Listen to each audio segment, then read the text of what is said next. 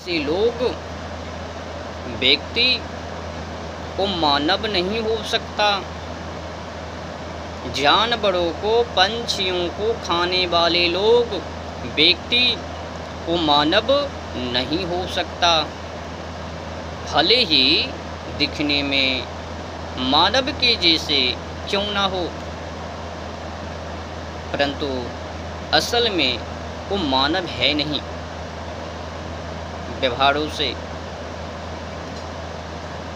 ये जो अपने आप को गर्व महसूस करते हैं ना मानव होने पर, इनको तो हकीकत पता ही नहीं है।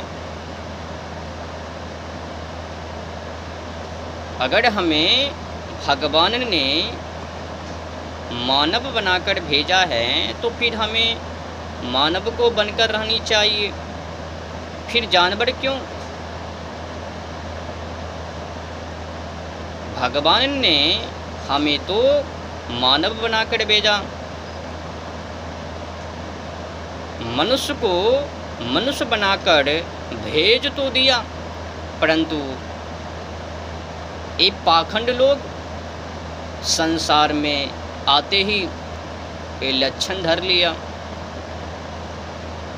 मानव से हटकर जानवर बन गए। उनकी माता पिता ने जानवरों को, पंछियों को खिला खिला कर अपनी भोली भाली बाल बच्चों को जानवर बना दिया।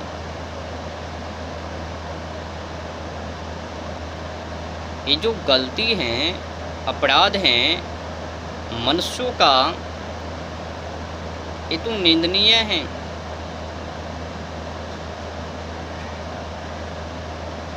भगवान के द्वारा बनाई गई नियमों का उल्लंघन ये जो लोग कर रहे हैं, इनको तो दंड पड़ेगा।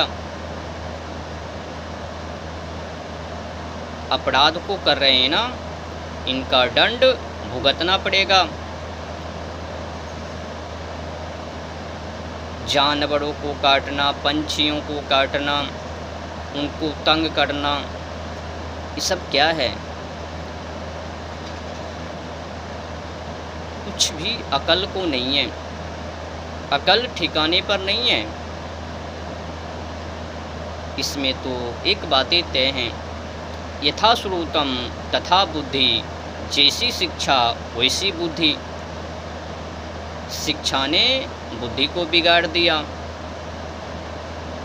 बुद्धि ने शरीर को खराब कर दिया, शरीरों ने ज्ञान को ही भ्रष्ट कर दिया। अब लो,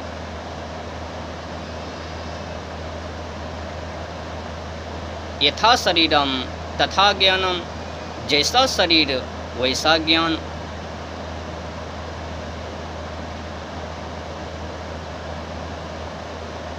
अगर मनुष्य विचार लायक रहेगा तभी तो आगे बढ़ेंगे। जानवरों को खा खा कर, पंछियों को खा खा कर मनुष्य आगे को नहीं बढ़ सकता। जानवरों को खाने वाले व्यक्ति वो नग्न बनकर ही घूमेगा, नग्न बनकर ही घूमने वाले हैं वो। जो व्यक्ति मनुष्य होकर अपनी मानवता को ना पहचान कर अज्ञानता पूर्वक जानवर को जो खाते हैं ना, उनको तो संसार में नग्न बनकर ही घूमना पड़ेगा। सीधी सी बातें। नग्न वाले जानवरों को, पंछियों को खाएंगे तो वैसे ही विचरण करेंगे जिस प्रकार से उनका बुद्धि है। जानवरों का, पंछियों का, उनको खाएंगे तो बुद्धि भी उन्हीं की जैसे।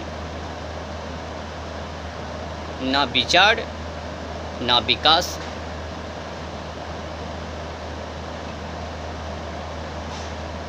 एक बात और है, ये मानवों का अगर यहाँ पर सोचा जाए, विचारा जाए तो मनुष्य पाप करने से बच सकता है। ये जो नौटंकीबाजी, पूजा पाठ, तप इत्यादि इत्यादि जो करते हैं ना, इनको करने से पहले यहाँ पर ध्यान देनी चाहिए। ये जो आज के समय में हमारे बड़े बड़े दिग्गज हैं ना, वो भी उसी में हैं, पाखंडियों के साथ।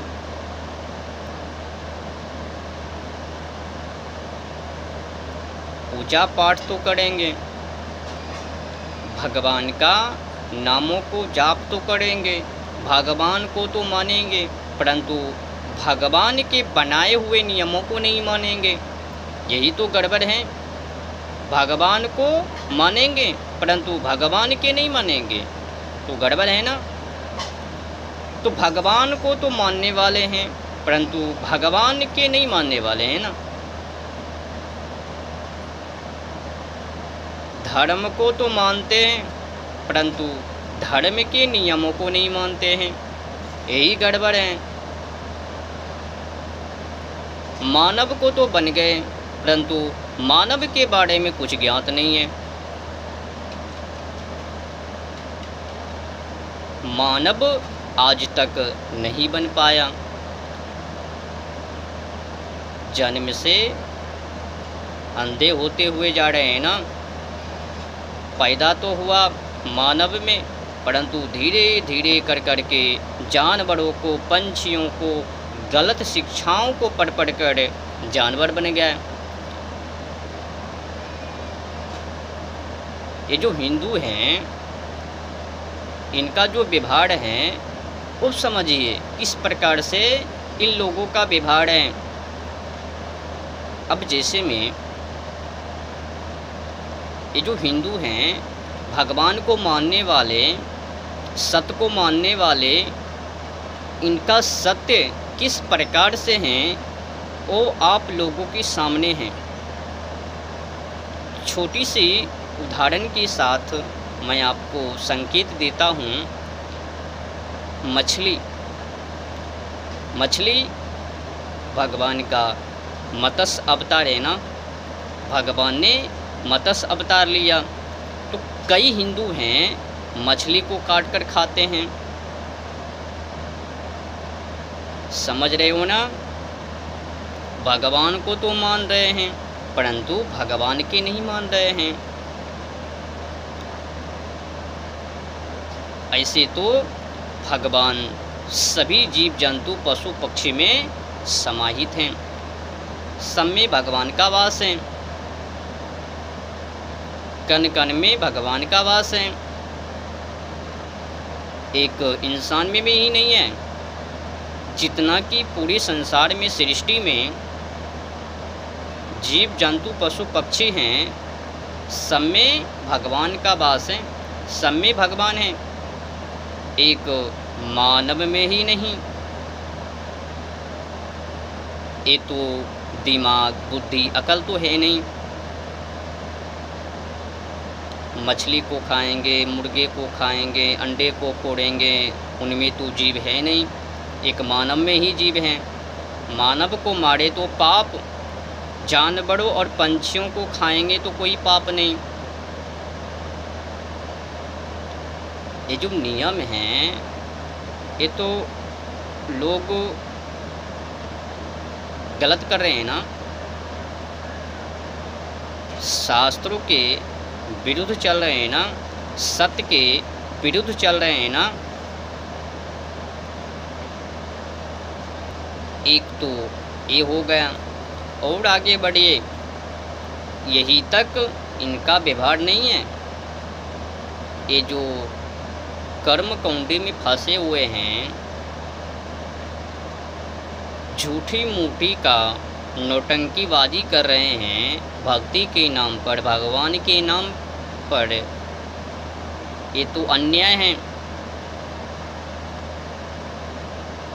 सांप बाहर में जब घूमते हैं तो उनको डंडे से मारते हैं, अगर वही मंदिर में हैं तो उनको पूजा करते हैं। ये हिंदू का पहचान है। मछलियाँ जब मन